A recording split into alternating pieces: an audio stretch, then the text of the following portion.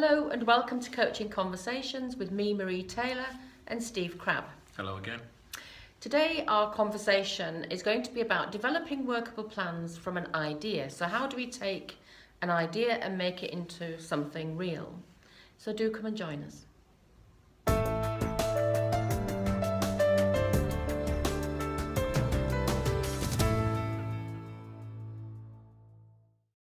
So Steve, tell us a little bit about this question of creating a workable plan, because we work in organisations sometimes and with business owners that have got a plan, but how do you make it workable? How do we make it workable? Might be in their head, but they've normally got something. Yeah, well, But how do you make it workable? I think that's the important thing. There's an assumption that a lot of business owners do have plans, and so many of them have it in their head and don't actually have it down on paper. It's like having a map. It's okay if you've got it in your head, but if you want other people to follow the plan, it's in your head, and it has to be something that others can externally see and follow. And it's got to be a plan that's fit for purpose. If we take the map metaphor, if I could give you a piece of paper and it's got 2 dots, and that's a map. If you want to get from here to there, that might be enough information. It's not a very enriched map.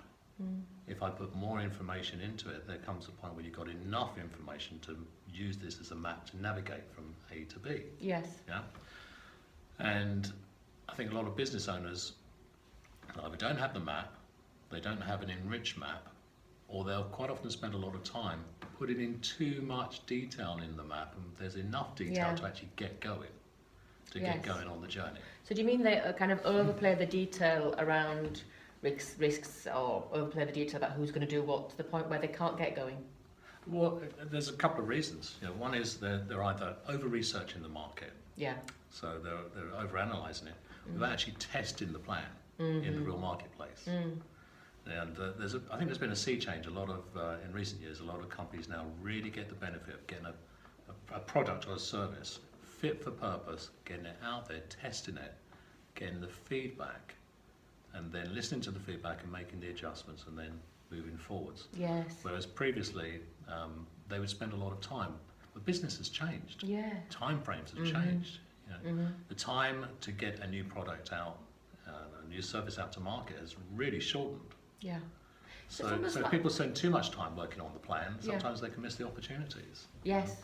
It's almost as though sometimes in coaching we're helping people to adapt more quickly, aren't we? Businesses to adapt their planning more quickly. Yeah. So can you say a bit about what happens when people either don't have workable plans, or what's happening when they don't do it? What do you think? Well, I've forgotten the percentage, but how many businesses go bust every year? It's huge. I mean, especially new businesses. For coaching, I think there's a great opportunity for coaches to coach new companies. A couple of reasons. One is they either don't have the business plan, but what tends to happen is new startups, for example, are so enthused and so into it that they can't see the reality. Yes. They're either not willing to, or they don't know how to. Because we see this. There's a TV program, isn't there, in the UK called Dragon's Den, where you see people who've had great ideas. They haven't really done the plan, or if they have, you can see sometimes where they've been totally blindsided by their enthusiasm. There's no real check on reality.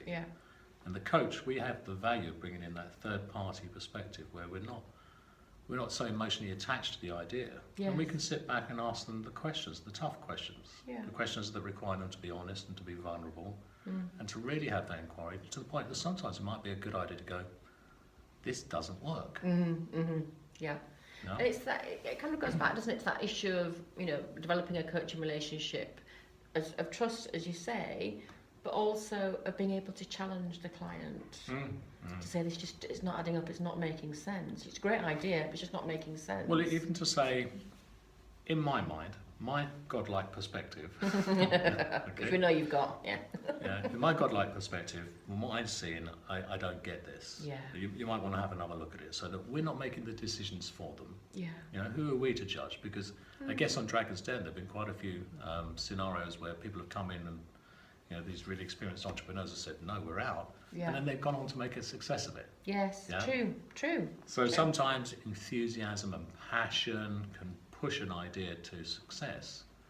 However, I think if you've got that enthusiasm and that passion and a plan, which has been robustly inquired, you know, the work's been done. Yes. Yeah. That makes a great recipe for success.